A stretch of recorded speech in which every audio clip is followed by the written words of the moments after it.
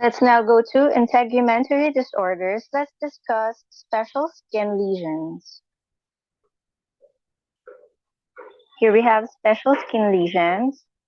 Burrow, a narrow elevated channel produced by a parasite. Examples is the scabies.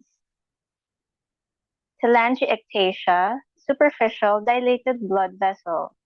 Examples are rosacea, side effect of topical steroid.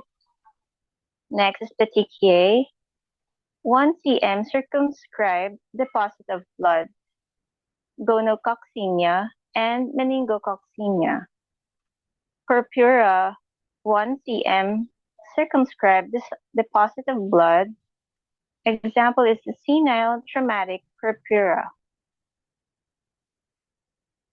Inspect the lesions for color and arrangement. Critical thinking about skin lesion evaluation begins with the identification of size and elevation. The differential diagnosis quickly narrows with the consideration of color and arrangement. Multiple lesions in particular arrangements can be extremely helpful in providing specific pathognomonic signs of a particular disease. For example, the Christmas tree arrangement of pityriasis, rosacea, or the dermatomal arrangement of herpes zoster is among the many important arrangement patterns. We describe the arrangement patterns next.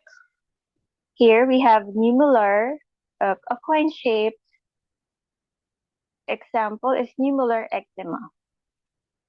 Next, we have here the annular or circular or a ring-shaped Tinea corporis.